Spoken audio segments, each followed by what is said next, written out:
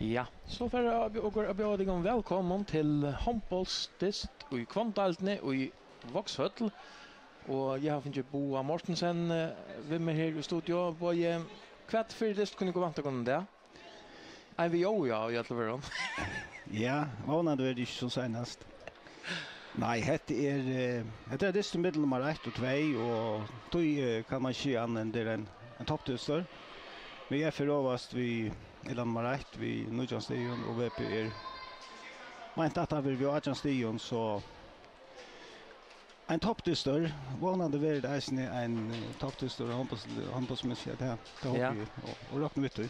Är vapen späntor och på kampen som nu för jag blir om lust det. Ja. Askvaren här är det som vann och tryck för och har mött väl upp och jag har allt kappingar och särskilt att det går gott. Då är allt mer folk och det är väl av folk här i hoteln i det. Ja, här är ut vi över fullsatt. Och Karmanar är så statt perfektor till en alla tiders handbollskamp som vi går till. Och jag har hört att det är inte Bayer Hopar som är fullmannajer. Nej, jag tycker att de har sin tror alltså att de har sin tror vi är manglar bäj Dorita Jojic och Lilian Juros. Det är inte för som helst helt. Nej, det är spelare som ligger långt upp i listan och visst inte överst och i dalten i maskorare så det tog en spelare jag har hört också om arbetsörender så är så det är spel för VF. Ja, det är en avbjörncha inka blanda korsning och nutjon tar man över två av storspelaren om för gjort en så viktig en diskussion mot nummer 2 i dalten. Kan man vara en apapur någon att det här så där för stor firmor för hemmalige men hur ska VP tackla till att VF nu är 2 storskjutare för utan? Nej, alltså VP ska få såna värje först och främst att köra. Hvis VP väljer en rickar så får värjena ricka och så mal man och nice optimera igen så kan det rycka långt så må man ta allosparten hemifrån. Alltså värjan är ofta det viktigaste. Det här är man börjar en handbollskamp och hvis man kan hålla i plötsligt hvis man kan hålla motståndaren nere i en 20 mål så är möjligt för den sikre men det kan allt hända i en sån kamp alltså är ju spelare kan resa sig nu får det här möjligt kanske VF och det kan saktans och det går väldigt ja. Nu är Destron Brukslaver igång. Det är VF som släpper i första A-lobbe.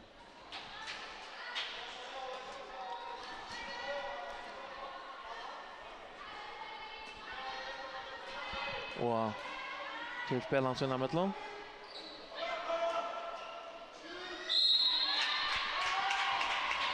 Och det är inte blivit till jag kan möjliga igen, men till släppa renomator. Så är det 4 i mittfyrre till Agnes Olsen. Så får han Agnes här nivra av vinstra backen lite.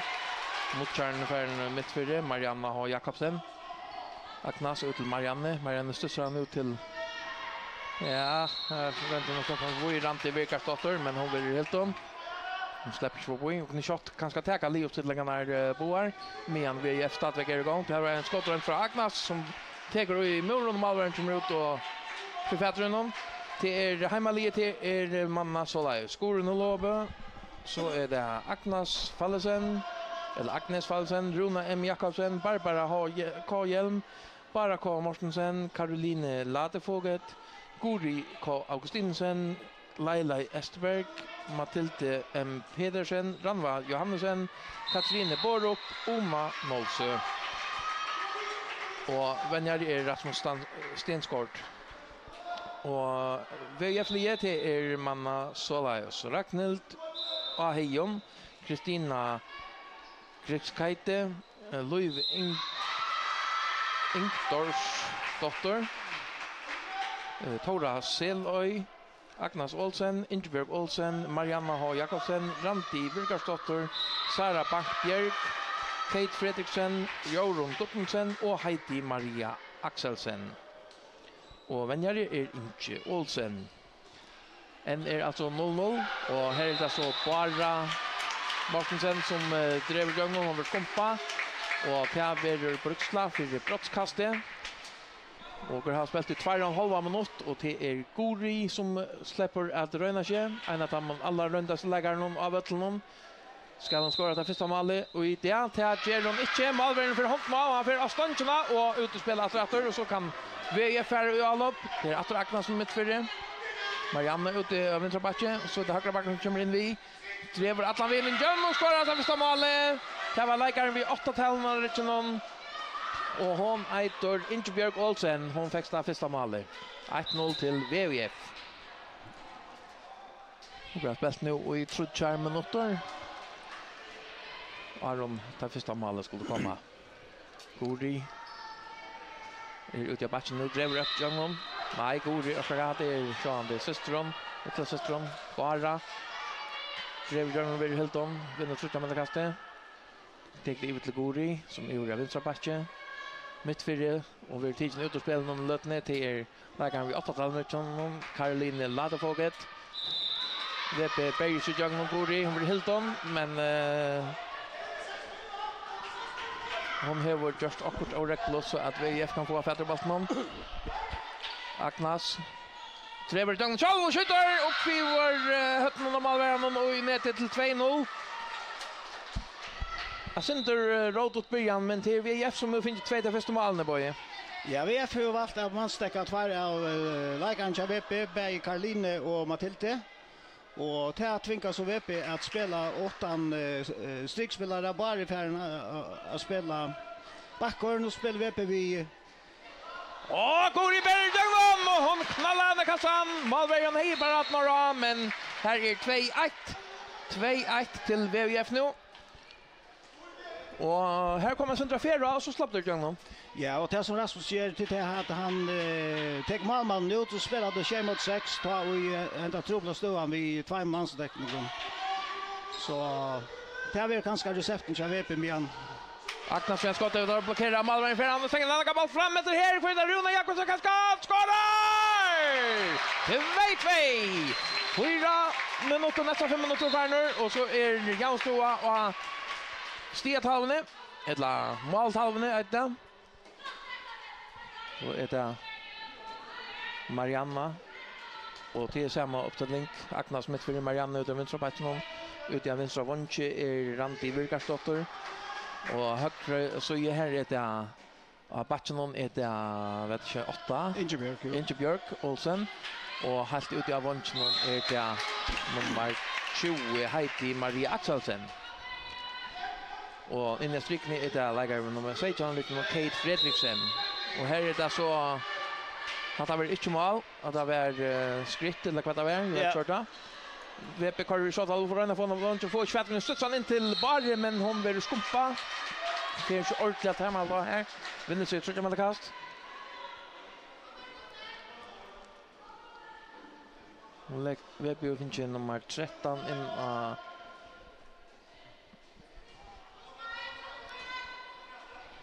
mål är tomt. Ja, har inte mål här. Det går ju render pressas genom men det är dömt. Målvärden kommer ut och Diego går i bollen och klämmer en mål i tomt att avena och loppar han bär på man. Säger tack för det och skorar till 3-2. Något så speciellt då här. Ja, det ger man inte går i det. Nej. Det får den till. Det är inte som säger Lone att man inte kan göra det här. Nej, mamma ner ute. Hon ska i princip nog släppa bort den nya reisen. Ja, här som måste stämma då. Ja. Hon gänger livet till honom och gör honom i håndna. Alltså, terapi om alla page, ja? Ja. Agnes missar han. Det är John och går in. Lagar det bara. Hon som är kött rätt honom, men Agnes var helt i här och för fättren nattor. Hever han nu mitt för det. Och att hon drar skott med Malvern kvar och han lagar boll fram till Rune som är för lankor. Runa haltar här, hon ber om utskiftning. Hon är gale beinen Johnny, klarar inte komma på plats. Och VF för Möllagan, Urspurskan skorar där. Det var första målet Tja 20 Heidi Maria Axelsen. Och så är 3-3 några spelt i 6 minuter. Efter det samma uppskrift om Malmö om förut. Nu så Ranva kommer in för VP. Ranva för ut av sitt vanliga plats ute i högra vånche. Ja, Rune har några trubbelagar så hon ber om en utskiftning. Ja, hon klarar inte renna av bollen. Jag vet inte om hon beklar vid ett. Så jag har inte lagt mest till då Aron. Och vi är fjärlaga boll fram. Malmö är något jag kommer in att efter Bjärka och Bonchemon. Att är sjönde. Vad så vet du? Tar man tar Malmö ut men filmen är så mycket större som du Eisen nämnde i sista testet att filmen tar i koka vansander i här här. Ja, moderna handboll där det är handboll spelar på ända matan och tema väl säga att Hakton säger väl att det är bättre att spela och i uttal än att och så var förra alla spelarna så VP efter men har väl inte mål alltid. Ivertrack. Vet Ivertrack ja. Till ja. Ja, är till brött nog på förhållsvis stort där handbollsspel. Till nog mer fel ut i halvtid. Ja, nog mer. Nej, här Bergson inte Jungman. Inte ut det. Nej. Att det var Marianna Huxie som rönte nej. Det var nummer 16. Kate Fredriksen rönte att Bergson Jungman. Men hon är stor stark men hon släpper inte Jungman. Två starka vägläggare så vet vi det gör inte. Nu då Marianna som utför Agnes för nu då och nej, det var 8 hon inte Greg Olsen vid sätta målet. Ja, jag får inte mål. Först skott av Ingeborg hon är en ung läkare och även av ung läkare helt säkert. Ja, ett standardskott eller renneskott man säger. Ja. 8 tja Caroline Lade får gå mitt för det. Ut ja, Vinsa Batches smart stussingen om det var från Mathilde M. Petersen att lämna in till Barre men här var väglagarna Vaknar Lade får get ränner pricken ut av Vanjon och så är Frut av Vanjon och tar skora. Ja, vill skora och till lägaren vid 15 till Barbara K. Hjelm. Ja. Agnes Olsen för ut av Vinsa Batchen nu och så lägger hon bollen för händerna och Marianne H. Jakobsen som knallar han i kassan. Hon skorar sitt första mål. Ja, man kör VP Vision 24 och skotten och den utifrån nej så till inte tror jag det är så öliga friar alltså kommer jag men nej men till skilla gå skott ner i golvet och så är det ju absolut. Så ett Ranva vi vinner första målet men Malvern vet om Karkne ut och för fattar bollen åter laggar bollen fram och i målet. Så är VUF 8-6-4 och har spelat ut 21,5 minut. Och time out Huxie är Katla och det är VP som har biom till. Det är Stenskort som lyckas skall ta sig vid sina gentor. Och vad säger han nu boy? Nej, det är det här hur hanterar man mansvärderna tar man är 6-6. Hur hanterar man mansvärderna kör vi efter för då man stäcker två spelare och Toy Reiner han vi hästen här varianten som det är runt 6 och nu kostar det så en mål från Malmö men han vill säkert nötter att hålla av fram vid Toy för jag lägger tröst av VF värden annan in ta i mansvärden ner så blir det inte flow i spelen det röver va ta i två mansvärden så jag tycker han kommer först att spela 6-6. Ja. Och VP-värden inte Olsen kvar han säger i sina gentor. Nej, han helt sig geisten uppe och blir det hade framvisning till standard väl i värden och det går geister alltså till armarna i lofta och i tajta luckast vid tacklingen och allt så är så att nej det är ett gott kämpande som möter upp i det helt säkert. Till så 8 Västmanagenter vi 2 mål 6 mot 4. Touch en halv minuter final. Nu det som final kontraktrattor. Och vi är helt rakt fram och spelar 5 mot 6. Ja, Malvern är ute. Och låter folk det mitt för bara inne i vånchen. Bara ut men så får låter folk Fröj och stössa bollen i mittenbeinen Malvern och i kassan. 5-6. Agnas tar VF mitt för det. Och till så byter hon vid Marianne.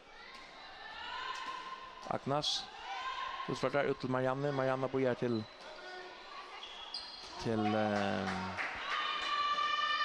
Ingeborg kommer vi här så får han ut av vånchen och där vill skora till Anna Malicha. Lägger om 20 när det någon heter Maria Axelsen. Ja, hon har plats här det att men cykelläggare. Ja, och så blir det utfördra bollen var helt fånga över här och Aurande. Att det är Malvern ute. Ha som missar vi på bollen läggan och Chetne bant för fötterna och så bläggar det mot en Tom och Malle och efter en final från VP och VF får hotla att straffa till Banavägen men släpper körtla. Här vet jag pura fruktmål men shot om Astonchna och så vet körtla vad händer det bara. Nej, hade fick kört. Tänk om Malmö kanske bollen där utanför fältet ettla. Hon får kanske ut ur fältet vid bollen och typ ja. Vad ska inte? Jag syns det är så Oro och gör så vi missar VF bollen ramlar för den där men tävlar inte tid inte ska ta sig rätt och stäs i domaren så han inte kunde lägga lagt fram all lika väl. Domaren är ur STUF. Inte till Theo Naga avskans och så det är bara en straffestink. Ja, det nytt domar Per så det är fint att jag gott att läxa träd. Ja, absolut. Det är en stor avbjörn så och SFI. Och så är det Barbara att det möjliga vantlan och hon skorar. Så Mikael Nomon till 6 till VP och 6 till VF. 13 minuter speltor.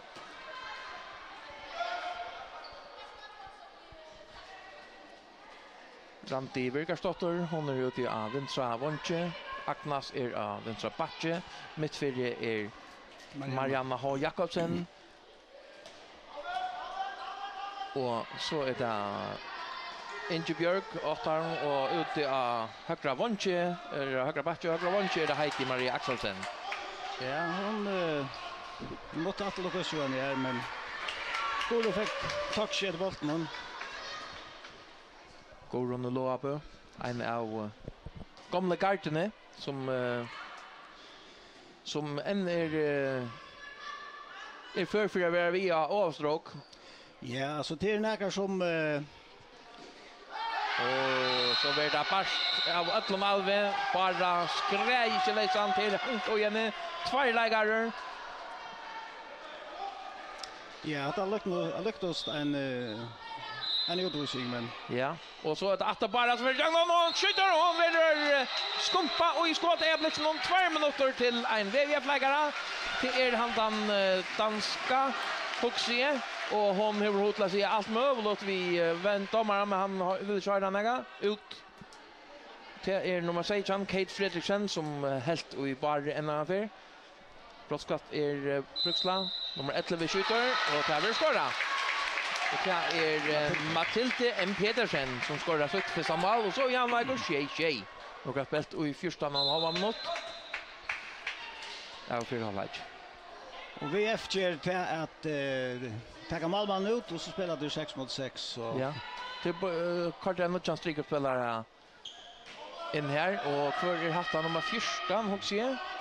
Sara Björk och tar skottet men Malvern för Petron och så där lägger bollen fram toppboll och han skjuter.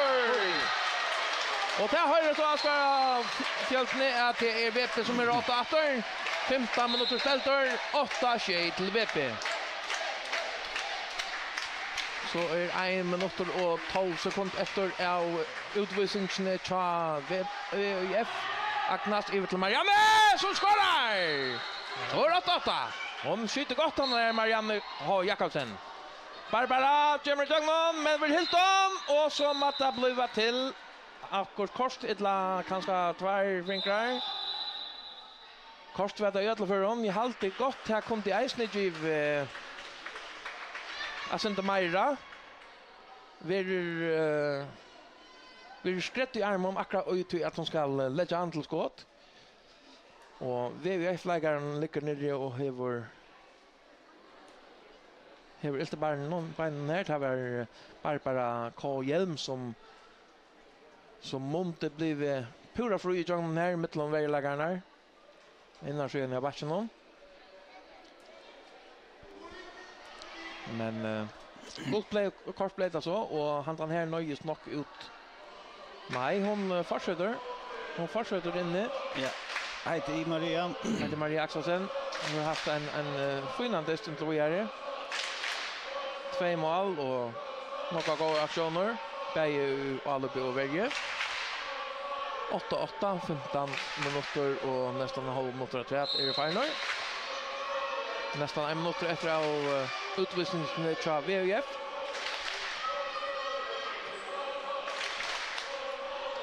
Och går i mittfältet nu efter. Och så är det om Rippel. Och så vart det spelat ölla kreativt av Vansson och Hetfrenar slappar bara inte så happy fra. Så när jag slår fram vid målen och så släpper VP alla på. Det är fulltaljar om 2,5 minut. Ja. Och till brukar sommarrecept. 6 lagar, nej 6 lagar in vill ta så säga nu. Där kan Malveran ut. Agnas för allop och VP Asparna vill det ha det var. Allop filer. Men det var nog fet. Ja. Och Marianna ut till Agnas. För Agnas som får en kopp i armen och så finns det bara natt och smacka till. Men går hon ut i fotlar långt och för just han ut och stundarna. Ja, man kan nästan köta man för bo i fjör. Ja. Fjör till något 20, ja. Ja, Gori är så mittfältet nu efter och det är stadigväck ändan här Matilde Petersen som blir tidsen fullständigt ur spelen. Ramva ut till Gori. Så är det Ladefoket till Gori. Så kommer Marianne Petersen och det är Gori som prickar in om till bara vinner han! Nej, hon slapp inte att täcka ner händerna. Marianne H. Jakobsen. Istället där VF för Susanne framåt. Stösan över till Ingeborg Olsen. Till Marianne. Ingeborg över till Agnas och så får det Roa efter. Så släpper han den här Fredriksen in efter. Annars upptäcken just den samma som där begynte vi. Ingeborg, Agnas mittfältet. Ingeborg går till högra vänster. Här är vänstra Batche och försöka. Vänstra Batche är det så Marianne ut i vänstra vänster. Hade varit smasht av oj så lätt kanske att fattla för här så är crossfinten inte rant i Virkarsdotter. Ja, hon fick ran vid hitcha veck. Ja, tog 2 skritt ut och så väntade hon sig shot och inom och fick stussan under och mittlon närmast stank under Malvejan. Bara vidare skrätt oj som oj. Alltså är sen 2 minuter. Ja, hade farlospel. Och hade Transamma innan Arne med motor att de vill in att för de såna. Man vet inte Transamma. Jag vet inte rätt lägare som det. Nej, det var han nummer 16 som man snackar vid nummer 13 för ut. Och Straffie ligger mycket ut. Straffie tappade skåra. Och det var Matilde M. Petersen som skorar i det. Och så är några spelt i 8 minuter av 4 halvlek. Jag helt att det var han här Sejan Fredriksen som gjorde brott i Janne. Men det är ganska bra OP vis som fick som nummer 2. Jaha, beina vägen. Och att det är gott skott från Marianne H. Jakobsen för det VF. Touch mycket till Västmanlandsjenter. Går i mittfältet, fintar instös och tar Stein kort ut av Vansson. Tar kort ut av Vansson och här är det så Agnes som kommer in och hon tar var fallet sen hon är inte så. Jo. Ja, och hon skorar sitt första mål på vägen och i sin första chans. Uppställningen till VF är Tassema. Ja, nu Du hade två strikspelare och Malvern ute. Nej, Marianne för något loss. Hon är rätt flålögor handbollsspelare. Då väl att skjuta. Hon står för tätt på värna och ja, hon blir ju ordentligt att testa. För sig slett inte. Och skjuter gott. ja. Skjuter variera. Och läcker VF 8-11 touch. Att hon har nu inte någon halv minuter i spelet. Så där Matilde som smäcker till för VP kanske ut så shot och Malvern Bjärkar. Nej, utkastet från målmannen att man mål kommer inte Amina och så till domaren till att man kör armen upp ena vi så startar dral från att kampen blir bruksövergång och okej, hon går till 6 åringar, hon går låta bollen kosta sin tur armen och så där men ja. Och så är det Agnes som ränner på han in ner och tar gott strikspel här och lägger nu vid första tävlingen ut någon. Sara Berg. Ja, hon har helt i att få andra bollen här men det ska till. Och så är det VP som Berg sig igenom. Här var det Caroline Laterfolket som skorar igen. Agnes fintar sig väl John Atlan in till striken här. Men här har vi efterst Ivetrack. Så stod han alltså stadigt att VF är 8 men vi är någon 12-11. Några spelat i 20 han har något av en nog så tempofullt förra halvlek men oj så mäster av fejlen och kanske äta nervar det är ju topplistor. Ja, helt säkert. Tror jag mål och i 20 minuter, ja. Det är mer än ett mål per minut. Ja, det är sånt där. Ja. Men låt dem bara ha TV-snitt. Ja. Det är ofta öle omförhaltande. Det är ofta omförhaltande. Ja. Gori utav John faller sen vid synen sätten runt men Malvern är klar. Det var öle spuxt härifrån isne. Ja, det kan spuxt. Så är time out givet till Inch Olsen som gärna vill lycka och få kilo åter. Så här var linjen finns ju ett timeout kvar, så finns ju ett timeout kvar. Och han ska väl sagt om sig att roa sina generator. Ja, jag tycker vi inte gör det att ge dem en liten paus. Så får han några dräcka och prata sin samman och röjda halta konceptet. Det vill inte funka där. Det här var geistevärjene och kämpa väl och gott att variera alla spel som gör mål till framöver så ja. Himmel om Stensgård. Han är väl sån där en uppgave att lugga lite av det ett lite petja tror jag. Ja, spelet viskar sen då akkurat det är nervös. Jag vet inte om det är nervar på spel då i alltså det systemet som det blir köra vi gången och backrotation och strikon och allt det där ser man lite av alltså det är manglar rytm och i allsparten. Spelar för något truffigt alltså. Kursen läge. Tacka Arpen och Asche Shower. Ja, nu har han så valt att täcka 5 mål. Det blir nog spännande. Ja, faller sen för ut mot Agnes Olsen. Agnes som driver ut genom bana vägen och pressar av men hon fick mal på skjut istället av Vepes för inte ordentligt shot all men rönnar flytta shot framåt så är det faller sen för genom knallar till last punkterna och hon blir Hilton och skottar jag blicken om 2 minuter. Här är lägaren vid första tävlingen Richmond som blir ut och hon äter Sarna Berg. Straffet som Matilde M. Petersen ska skjuta. Och han säger ja, här var hon då alltså Malvern fick väl och vill hon då här men han smäser skottet var så mycket harst han smäser akkurat inom och i målet till stående 12-12. Några spel vid nästan 22 minuter och det är gott och väl 5 minuter efter av utvisningen till VUF. Och VP fortsätter vi att täcka Agnes ut ur spelen om. Ja, det är Ja, atter Ja, skila gott. hon hever gåa crosscenter. Ja, hon Och vi fotlar för sportskam och så blir det skumpa ut av vattnet men typ bättre var hängna nete för det här attan för det. Annars är hon brost in i vetchen. Lata fåget. Vi fotlar för. Pedersen i lata fåget till Gori. Till Marianne Pedersen. Gori mitt för det driver så så där lata fåget ut till Ranve ut till Marianne Pedersen. Lata fåget lovar upp och tar blir blockera otroligt gott det och jag säger Fredriksson i vägen av VF och ger ett gallerop. Ja, nej, vi börjar rycka och medalja väl oss. Det är ordentligt uppsätt här och helt säkert. Det har funnits allt på sig så det skulle jag kan. Oj, alltså hon har några pärlor rätt runt ner. Den är lägger vid 13 han rätt någon. Ranti Birkarsdotter, hon har vår finta webbvägarna och Rävarna för att se det akkurat som det är. En trutcha förnar och här knallar han upp i målhoppet till 14-12 till VF. 23,5 minuter för henne.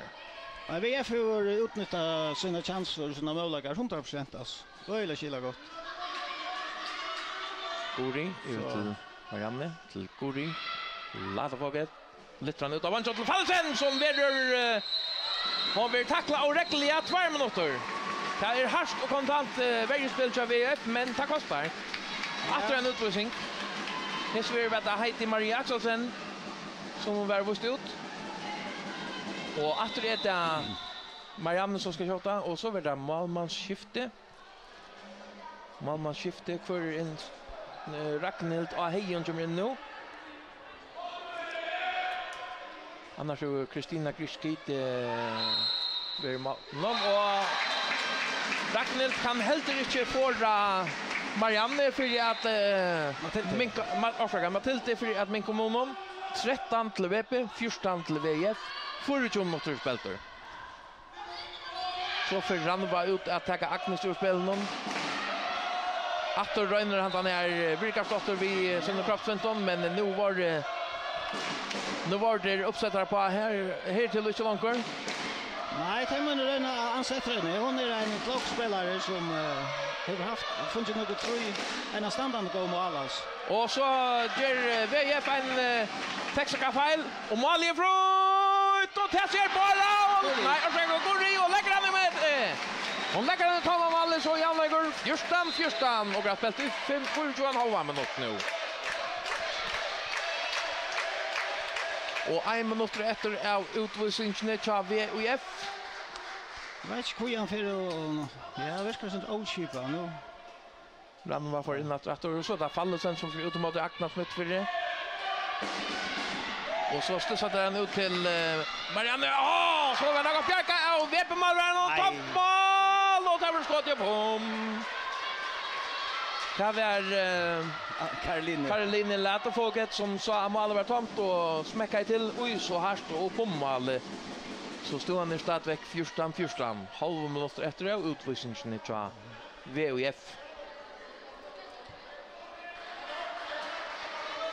Hentan här 13 lägger vi 13 tävlar liksom och Ranti Birkarsdotter. Alltså det är inte tror att hon har fullkomliga rummeder sänkvis under kviklägga men hon har varit snå. Ja, hon är röjla klok. Ordentliga stottelt alltså ja. Ja. Hon just tror fin mål ja. Ja, alla tider. Agnes blöjnar prickar ner till striksspelaren Fredriksson som skorar. Hon är inte nämma halta och hon läser sig in här och lejan in om Marianne. Går i den där bästjungen här.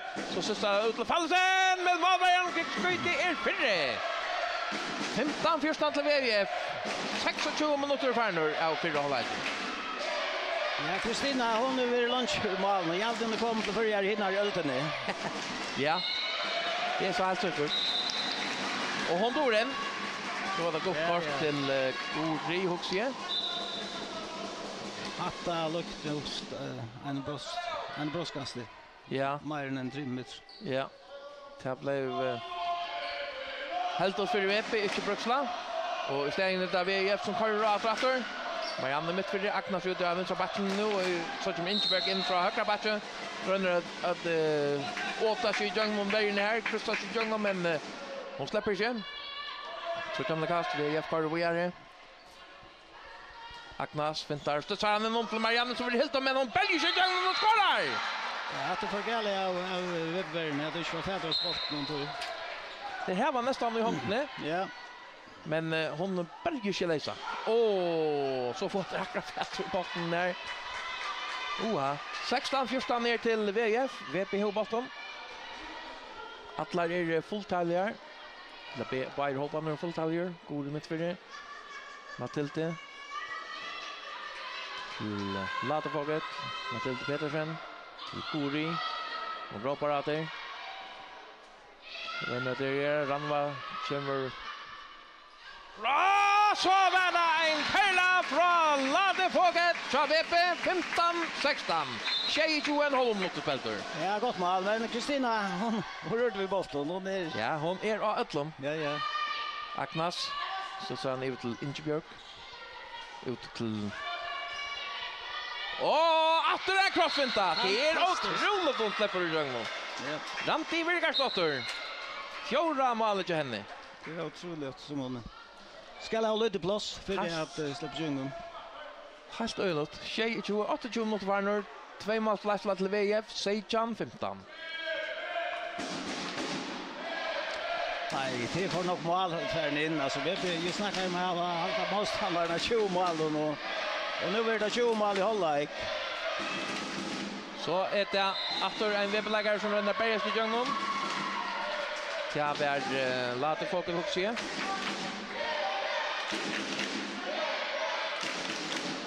Caroline Laterfoget. Hon är ute vänstra backe. Hästen Matilde Petersen. Kori mittfältet. Så blir det lagt upp till Laterfoget som löper upp och knallar till. Men Kristine Krysskøyte är här och Bjergar. Ja, jag hade Rasmus borde pröva vi Matilde över av vänstra backen och vi så någon goda skott. Ja. Det blir att stössa en om till Fredriksen, men vi beväger värre. Jag bullet tror jag med kast. Ja, Agnes utfordrar och hon blir helt med Matilde och så blir det ganska här är gott kort. Här blir det gott kort.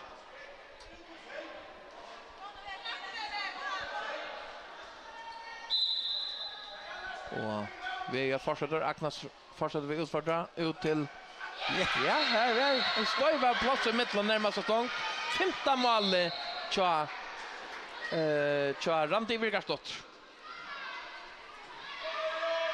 Matilde Bergsjön ut till Ranve för en fot, men VPH-bottnen ut till Fallese. Och så verður en VP-lägare hamra ner. Ja, det är bara halt här. Det går att visa ner väl spela allt. Ja, hade väl hästförna vet nummer 9 Marianna H. Jakobsen som var tämliga våldsam här. Jag vet inte om det var en Alpboy eller vad det var. Det är allt det ju. Som hon låg ju i mot vankan av barnet. Men hon har fått natter. Det bättre kommer för sig. Öjliga harst och kontant. Spel från Tamgoli i det.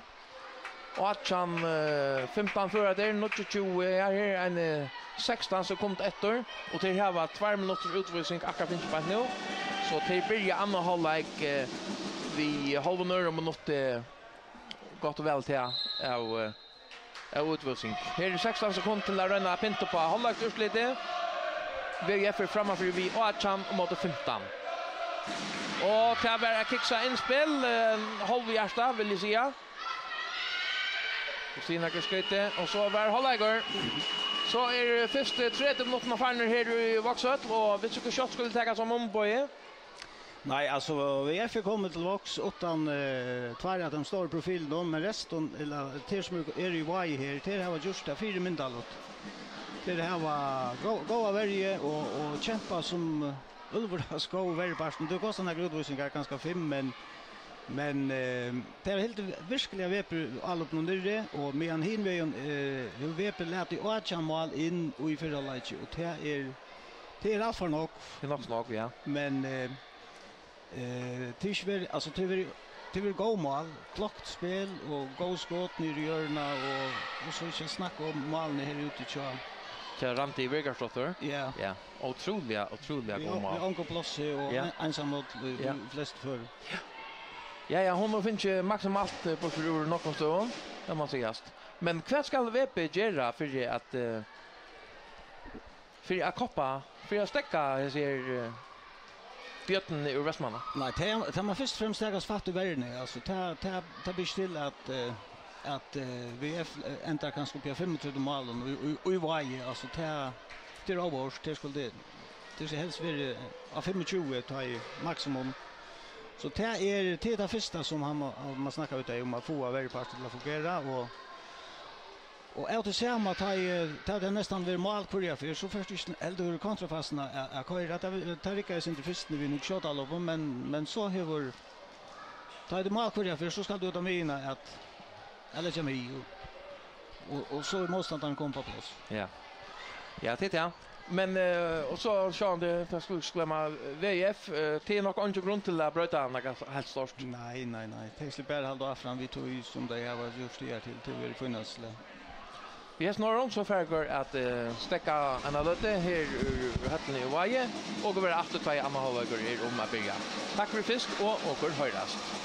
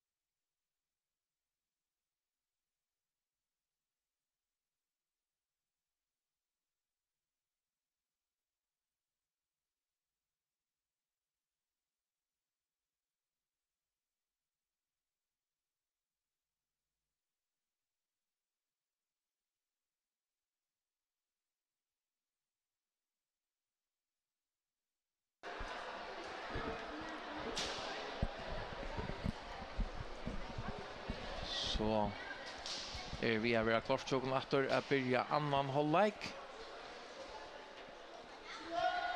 Och det är så läs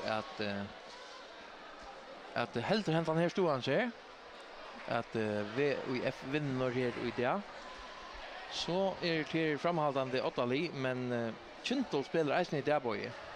Ja, Kintel spelar i här mot Stjøttene och hvis man tar oddsen här så kan man räkna vid att Kintel vinner och vinner Kintel så är det fram och VP.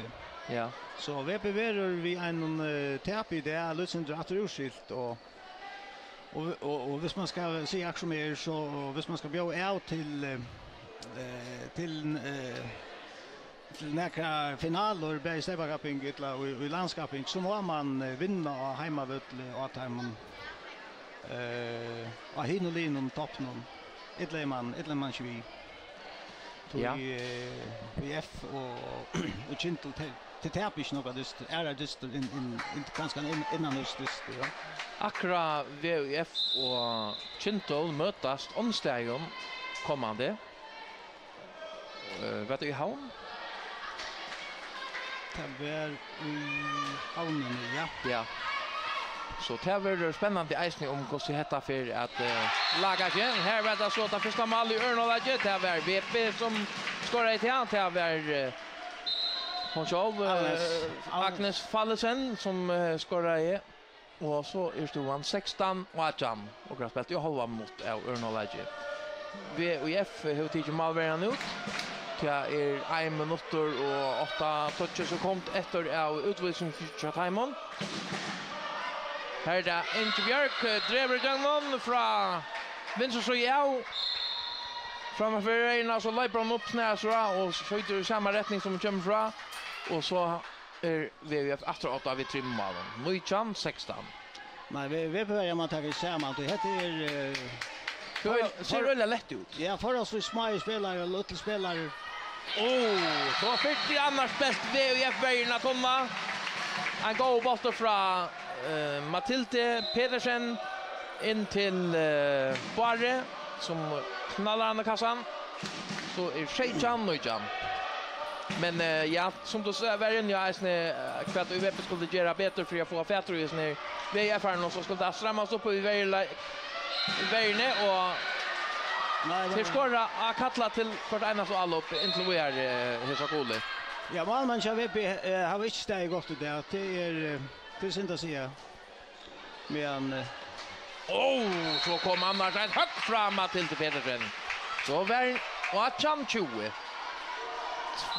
32 minuter kvar. Jag vet inte hur det blev vi här runt Chila av Erbars jag vet inte renna att vi är här nu och det trutchar ute och man Sverige att det är öjligt plats att för vissa VF kan gagna det där. Färdig gång nu.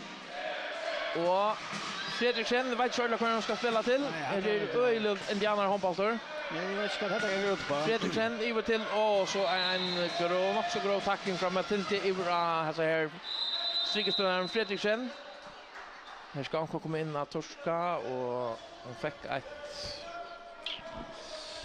Ja, det borde bara färdig efter att täcka 6-0 och det då att eller till då att täcka 6-0 så jag skulle inte köra att det här går ut på. Nej, detta ser det center till alla att för att ja och så tackla till som Agnes och Ingeborg lägger press så här så det borde inte komma till skott så nämnt som det kommer det. Nej.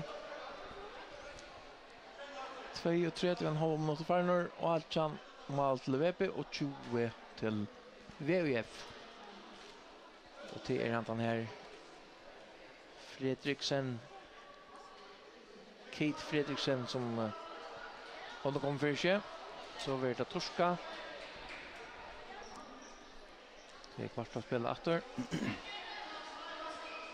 Här blir det bästa gångt efter. Aknat med tvärre. Oj, så blir det Anna Fjärka. Hon slapp lätt i jungnon. Marianna H. Jakobsen, hon slapp nära för i jungnon och finns inte någon mål i förra läget, men här så finner blev mot så Fjärka. Så är det VP som ska röna invänta Hisse 2 målen som VF över helt sig framför nu en goal. Det går i prickar in till Bare så skorar. Och ett mål av honom. Nu i chans 20. 2-3 i fruden åt Farner. Marianna över till Aknas som vill tackla hårt av Guri. Över till Fredriksen. Aknas driver igenom smash men vill helt om och misstimer sin Elveringa fejlar så finns det bort natt och ju vet inte ordentligt.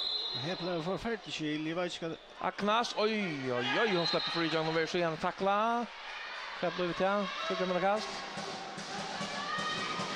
Det verkar som om det är så vui uppe. Ja. Och Aknas som dribblar och drar skott i målet. Fullständigt åtarna. Mujchan 21 så är det 2 mål av honom. Och nu spelar man till att det ruggar batch. Jag skulle skulle en kärran av vänstra batch här som släpper till skott och ju. Ja, det kanske passar henne bättre. Ja, helt säkert. För då går jag spela mot skott så. Faller sen till Guri som om man missar. Till det Guri mitt för det dribblar lägger natt till Lata Foget så är det Matilde driver jag någon skjuter med Taver Bjärka och så är det bara som base för vad vet du någon så blir det den bollen till VUF. Till Uvtrak. Och så är det Fallesen som driver bollen långt till bara skorar.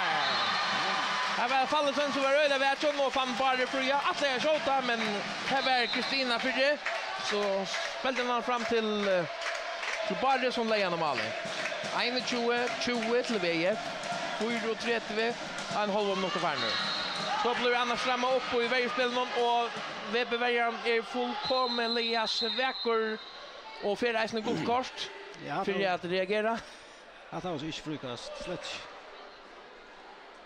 Men det är öjligt high risk varje spel kan man säga. Aknas som driver. Rolla på den vallen. Purasta åtarna. Hon får bara en blatant boar runt honom och hon vill inte tackla.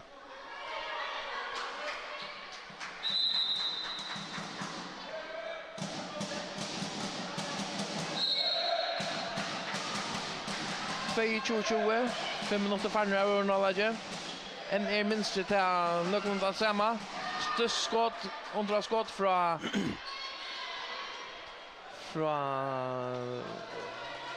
Caroline. Lata Fogen, men därför stånchen ut. Och så blir det en god blockad här från Guri, men VF vinner bollen efter Aknas över till Ingebjörg. Atlar får han in till Aknas, men VP vinner han, så är det bara över till Ranve. Nej, orsaka över till Guri, över till Barjator, men så är det hon Attor. Kristina Kriskøyte, hon är som en motor. Ja, hon är fantastisk, ja. Och så är timeout till av VVF-vänjarna. 22-20. Det var väldigt öjliga råd till så första minuterna här av Örnolage. Ja, jag vet inte vad det går ut på, men och inte han blir timeout så han får skipa så ett li och i mån till det här spel som vi är på spel nu. Vi spelar så redan att han inspelar nu och ja. Oha. Det är inte alltid så pent som förra gången, men det är nog om något efter en att kunna avska teston på vad vi gör till är det bara 2 mål av Moni. Men det är VF som har tackstotchen, boy. Ja, det är som vi ser dagsorden där bär ju väldigt allobis så till förra uppe på det. Ja. Snacka. Och till det som här var botten och isne, Akna som mitt för här. Kate Fredriksen till Aknas. Så där. Rikard Stotter, vi finner släpper inte, hon vill tackla hårt och kontant av Guri. Kate till Aknas till Ingebjörg. Så Ingebjörg återfrån här ute. Inkast Stotter, la kvart vet hon het, Ranti. Birgarsdotter. Ja, det Birgarsdotter. Hon är dags spelare som vi man ganska. Ja, det är så helt säkert. Hon har finns öliga. Hon har öliga högt scoresprocent. Och Malvern tror att Kristina Kriskaite har öliga högt fjärdingsprocent. Här är det så Matilde Petersen som smäckar till kommer Anna VF hånd av ut så VP släpper om attrattor Ranva över till Gori till Matilde nej Laterfoget så det Fallsen Gori Laterfoget fintar underskott så blir en tackla av Agna Fosen och till brölla och jubla som om kampen vunnen för en av vunnit tackling med Hasselfärnar helt Bjärgingen tror Honton tror Kristin Kriskyti inte skotten från Fallsen till sett i neten och så är 2 mål mot efter 21 till VP 23 till VVF. Inte Björn där Berger så jag men hon vill helt närma till det här. Aknas så utleverar Schotter. Så är det lägger med 20 han är någon som blir Young Mohs för inte tror jag kast. Steinen där VP fram bit upp att rätta och minka någon 23 vid nästan 8-3 minuter final. Och det är det 2 mål mot startväck till VF. 4 mål tillsammans. 4 mål ja. Det är smatting till Majerna per minut. Och till Rocknäg och nästan vi får det hämta. Tiger analytiker omrötta och i förra läget. Men det är inte tydligt det är alltid så skipat det hela. Så är det en offensiv tackling här Agnas och till löpa nästan om halsen kvar är det. Ja, det är offer väldigt fast. Det är svårare väl skipa här och Bergast som sväckar på en enaste boll. Så det andra skott har vi bank av Bjölten och en till VP Hobart natter. Så han tar komma upp så ska avsluta Gori. Stått till Laile som kommer in nu med hon verður kompanier. Hon för Boston. Stått till Laderfoget ut till Matilde som vill tackla och så är det VF Bolter till att göra shot ja. Rymlig shot. Marianna ut till Agnas vid Hilton ut till Marianna att släpp foten och skor där. Ja, här är William Stalin. Det är säkert visst. Full speed av kassan.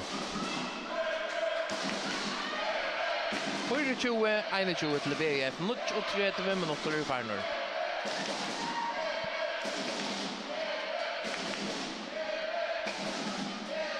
Vad häver VP att skifta ut? Vi är några S som man kan spela nu.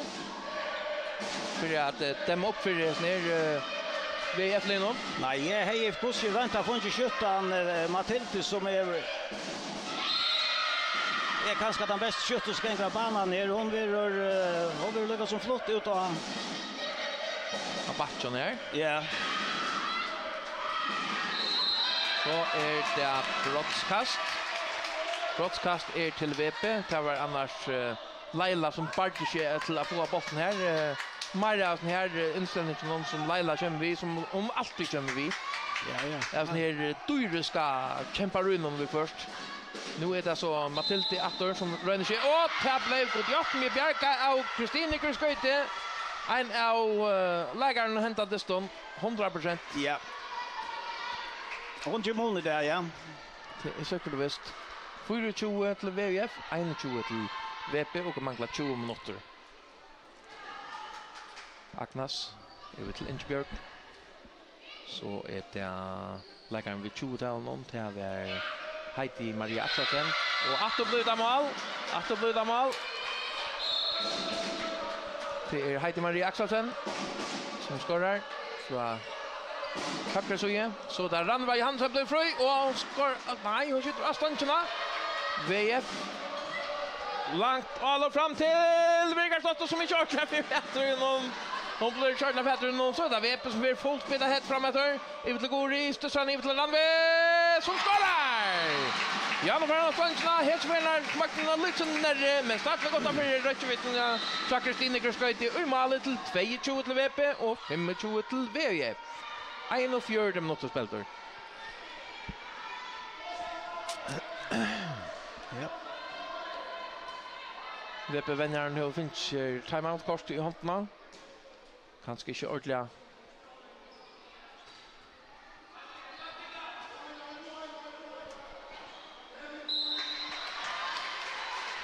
Så det. Marianne har Jakobsen vil stekka. Ut til Aknas. Ante Birgert Sotter. Støtter han inn til Fredriksen, som skårer! Bora Frøy for Midtland. VP-leggeren her finner plass her. Midtland Tver og venstre, og så kan den ikke haltast. Kila godt. Ja, godt spil her av Ranti Birgert Sotter. Absolutt en av toppkandidatene til å være beste spillere i hentet diston.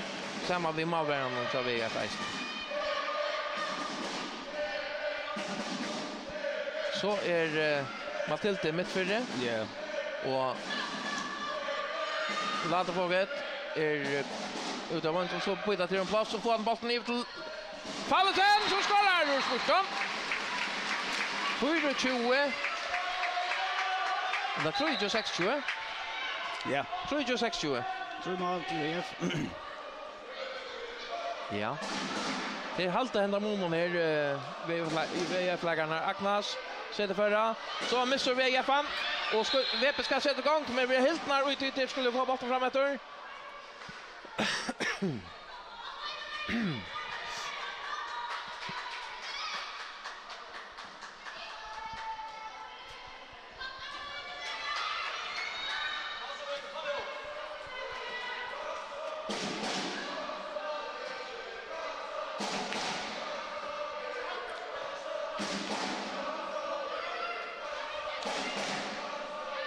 Latfåget över till så Fallesen som har renner loppa helt med närmare Kristina kommer ut i målen. Ja, hon hoppar inte högt men hon fick spilka ner. Det är fantastiskt det här med skivan. Ja, har säkert Agnes Olsen över till Inge Björg Olsen skjuter och till få brottskast på skjutstone. Vi är skumpa och i skott Evlichnon. 26-23. 3-4, nästan 4-4 måste det final. Det ska också vänta och sen det shot vi ser VP ska få. Ja, jag tycker vi där mål nu så tycker vi inte VP kommer att göra det spelen där det är det. Kaver skora. Det Heidi Maria Axelsen som skorar för VUF 23-23. 4 mål måne. Och så är det VP som kör åter.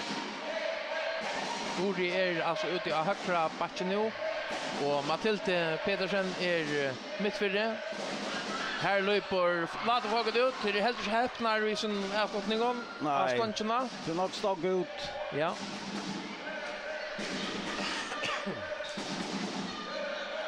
Marianne har Jakobsen över till Ingebjörg. Aknas nu färden ut av vänstra backplås. Öjliga utfordrande i sin räddning. Så är det Marianne som skjuter. Malvern tar VP kommer ut. Gori en lagga ball fram till Atlant Landvi, men här kvar annor en Aknas på plås. Ja, det borde gå så. Hon står inte så fri som Gori helt att de är Ranva. Och Aknas var här och lofta en hon. Ingebjörg till Marianne, till Aknas, ut till Marianne, Ingebjörg. Den slitningen ständer Kate klar att ta emot det. Aknas, nej, Ingebjörg har för missar bollen, faller som alla runt där, men här är också överräckligt fär fram. Kate, Marianne och Ingebjörg.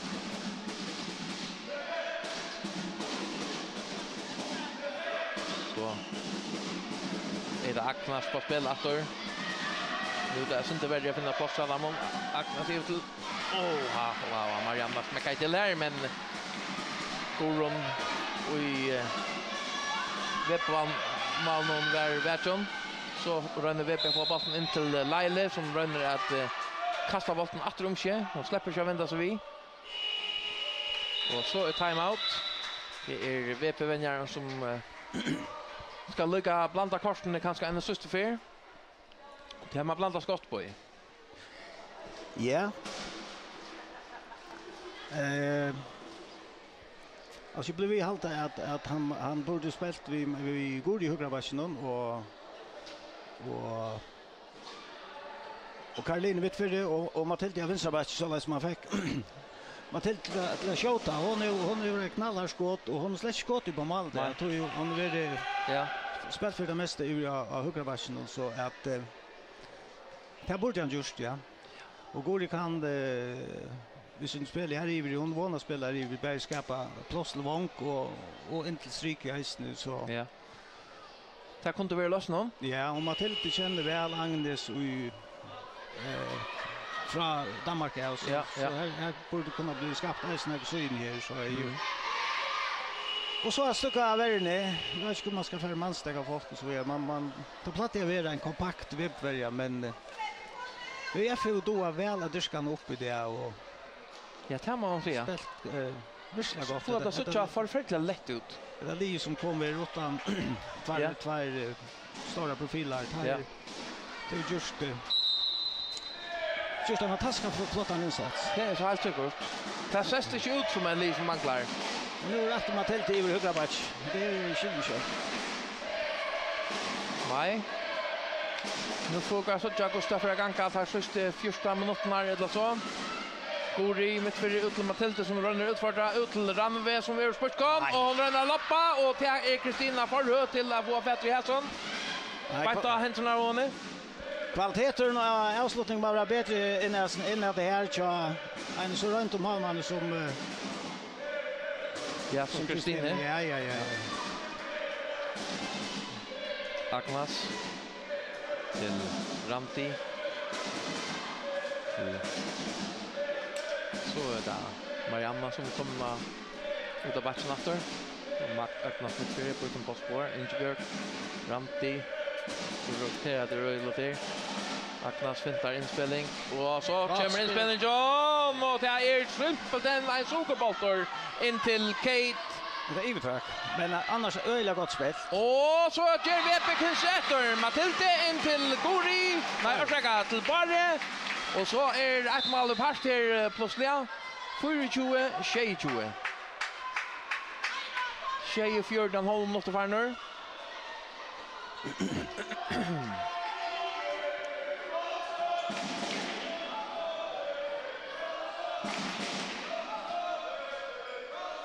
Agnes fintar inspelning till Kate Fredriksen. Vi tackla. Försöker kast. Ramti. Till Agnes, till Marianne. Till Ingebjörg. Rönner Bergens Jönne mitt för här, men här är det Fallesen och Gori fyrre.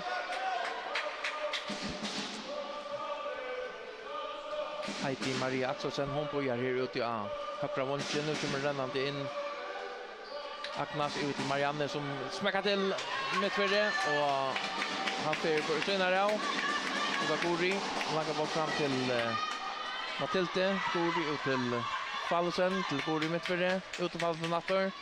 Utfordrar. Väljer Elbert till Gori. Så ska hon ut. Och in kommer Ladevåget som är mitt fyrre.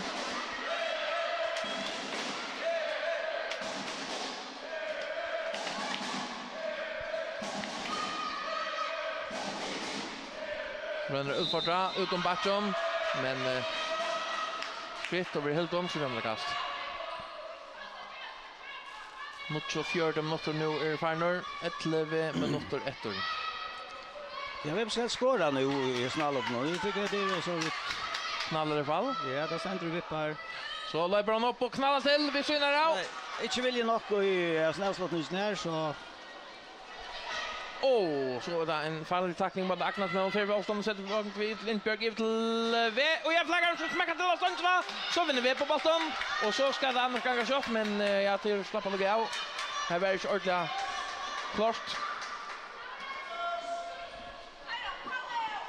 Så är Barbara K. Hjelm kommer in efter.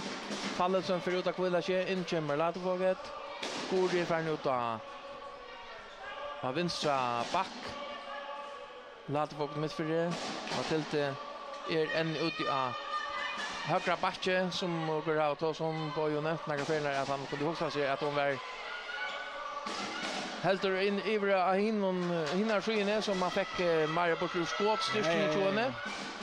Uri till låta folk smacka till bant och kroppsken av Marianne H. Jakobsen.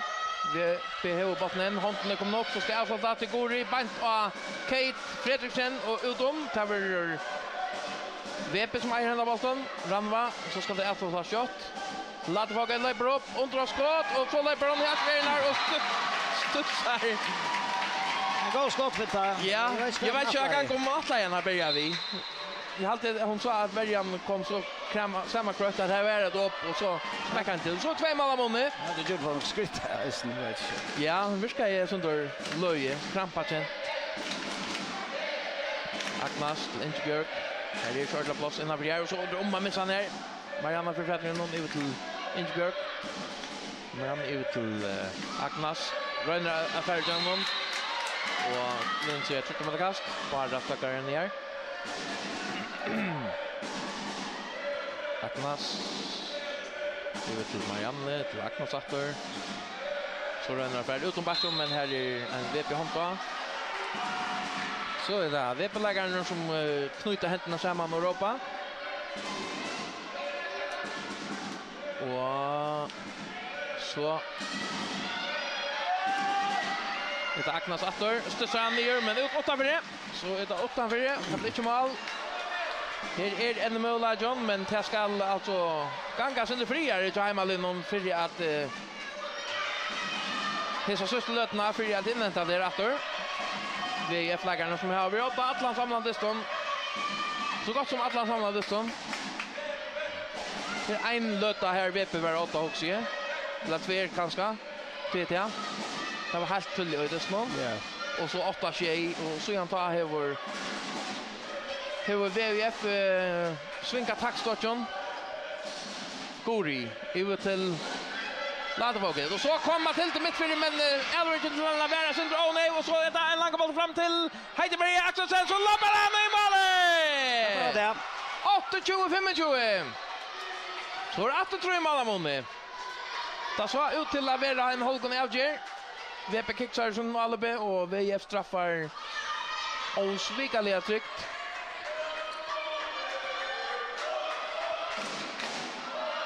Två Altrus och en halv minut och farnor. Skal VP finna en sista V i Jöknon. Det ska hända i alla sista löten nu, men det är inte. VF i stadion. Agnes.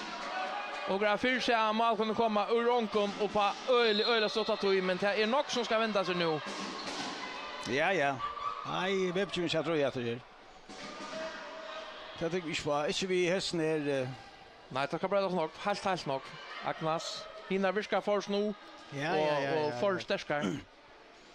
Klodspelaren som Agnes och som kan renna en hel timme efter fram att tiden och det är otroligt Ja.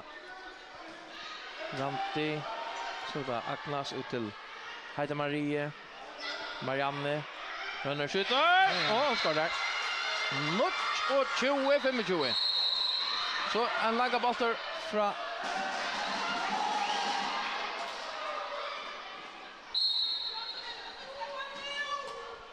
laga boll fram från VP inte slappa för att de kan vara mina och se henne fram. Lalt för Mr. Gori ute i vänstra vänster så är Marianne med för det. Lalt för ut av backen Sion kicks Elring fram till Gori ut till Marianne. Lalt för ut i högre Marianne med för det. Gori fintar genom skjuter och skorar. 26-29. 6 minuter efter. Det är 3 mål. Men ja.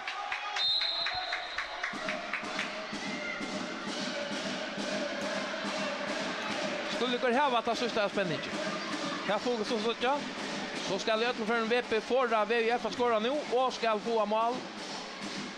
Ödla för en affär Iron man ordentligt kan snacka om att nu är spänning går efter. Men för att se VF till teater för Jöngman och till Bremma och i stegen av VP som fram då bara fram till en kick Elving och här kommer god hjälp med Agnes för hon är här och Atlasnes. Och så Vad händer så? Allt för något tekniskt fel från Vepsa så. Öjligt. Så ska lägga torska där. Bollen där blägga veck och ja, akkurat var en löta, en lite sista löta här till kunde bita sig spekli in i kampen åter och så åter. Tvåte mannen bort.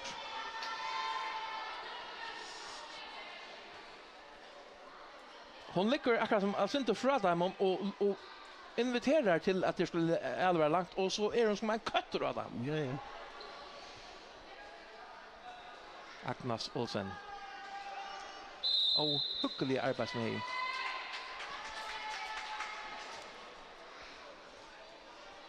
Vi till Ingeborg Olsen, att till Agnes Smithfjärd, Marianne H. Jakobsen, Randi Birgarsdotter, Kate Fredriksen inne i vången ute av inne i strikna och ute av högra vången är det så Heidi Maria Axelsen. Smithfjärd, Marianne, Agnes, Marianne. Ut Marianne åter så skjuter hon åter hästen är Malmö för det. Och hon att det blir långt men väljer att köra ner till Gori till Barry efter Gori. Så där faller som för Janon och oj. Att det är 2 minuter ut vi syns till Heidi Maria Axelsen.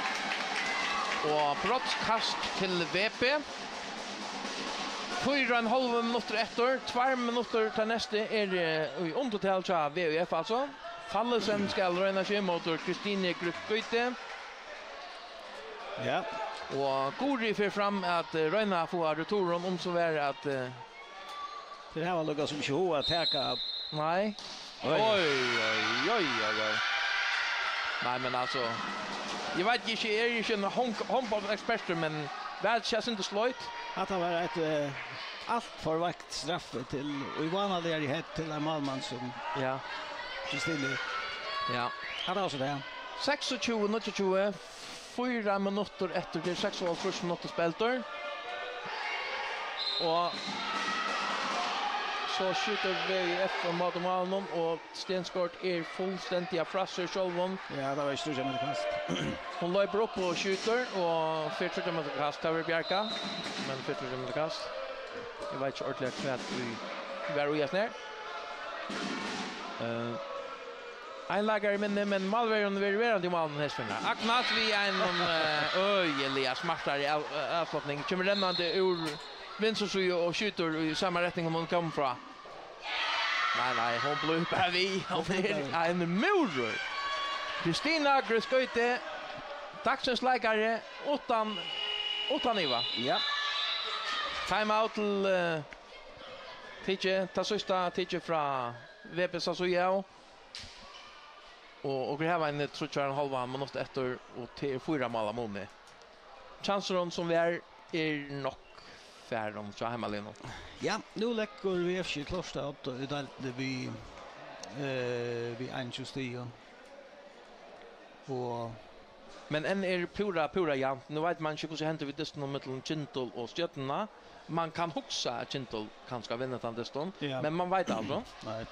Men om så är linje Ajon och i Stion så. Jo. Och nej, orsaka Kintel Peter Malmö. Det kommer nog. Ja, Kintel kommer nog ha Peter Malmö visst det vinner av skjutarna som sagt. Ja. Men skjutarna gör inte till vunnit här för var en av först. Det är ganska kul. Vi räknar vi en av de som vunnit nästan så är simpelt. Ja.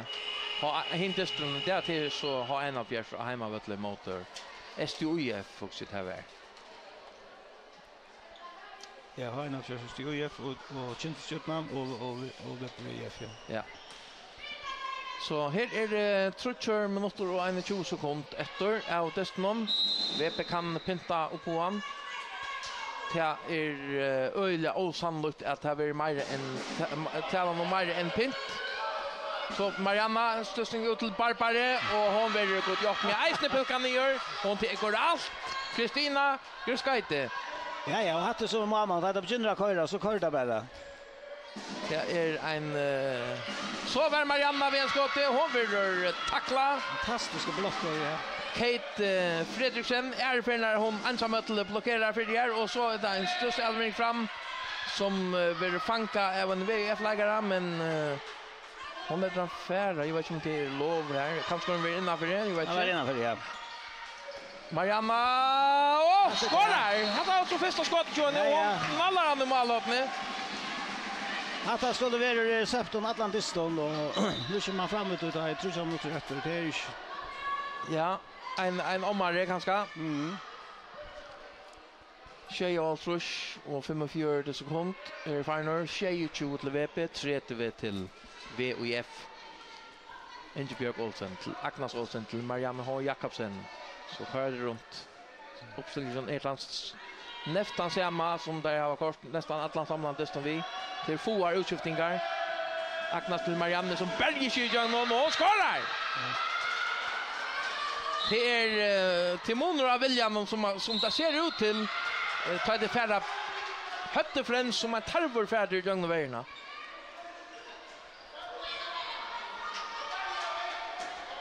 Och till klarar det är som oftast.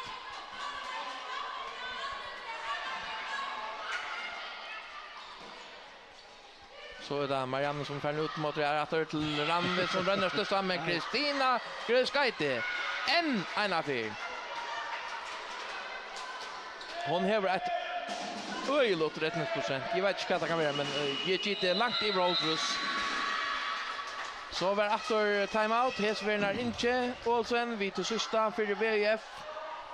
Här var halva andra minuter också. Det var nog mer än det. ja. Efter av lagtøyene 4 måler enn av måned, 22 til VP, 31 til VUF.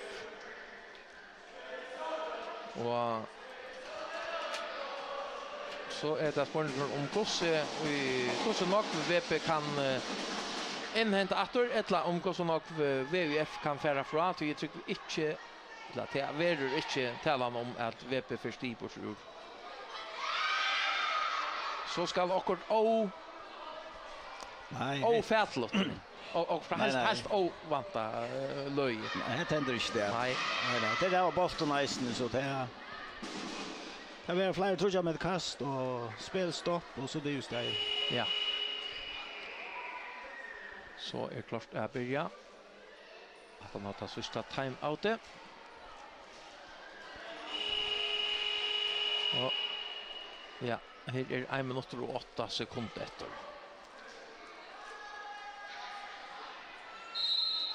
Sådan. Så är sjätte gång där trattor Agnes ut till Ranti. In till Anna Pura Fria Strikersson lappar han i målet. Kate Fredriksen. Purasta och Tarna. 32 vid 22. Fallsen ränner på honom nu. Marska Latefåget ränner på honom. Till Barre, men det är generöst i Ejavlektionen.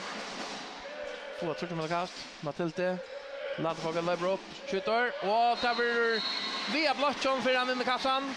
8-22-32. Så är 4 sekunder efter att spela. VP för fram och mot Damon. Agnes och Bolton. Hon kan gå ut till gånga Atlanta in vid Bolton där. In till Strikena! Så mål! 8-23-33. Och utvisning till Matilde M. Pedersen. Tja VP. 2 minuter.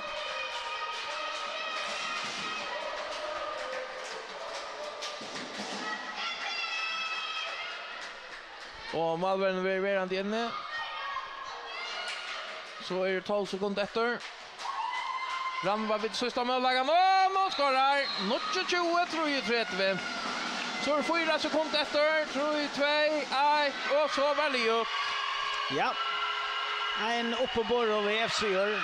4 mål av måned. Ja, det var inte till att svita att detta var det största livet. Det var nog bättre liv i Berg och alla. Det kommer så här vi 8 profiler som jag har sagt flera för när. Det 6 som spelte ute i banan och som jag alltid spelat i Atlantis då. Det var inte nyskiftning. Ja. Det där var orske och vilja och kondition till att genomföra en diss med där ner och jag var uppe och jag vann och Malmören så VF är ena standande i det och hon är ett öle hög procent emot Malmön VP.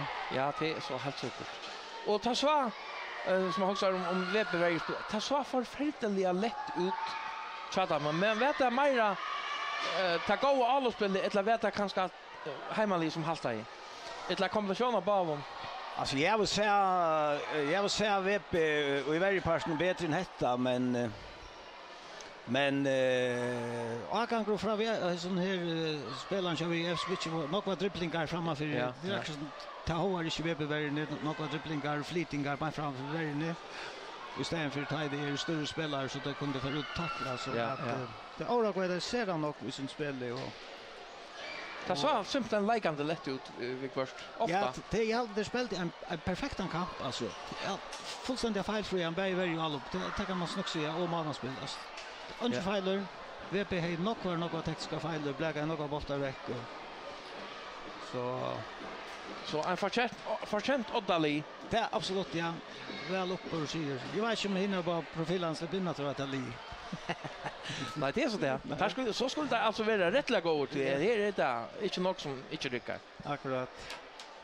Nå, men hatta vi till som åker hej till dig om här ur höllen i Vaje.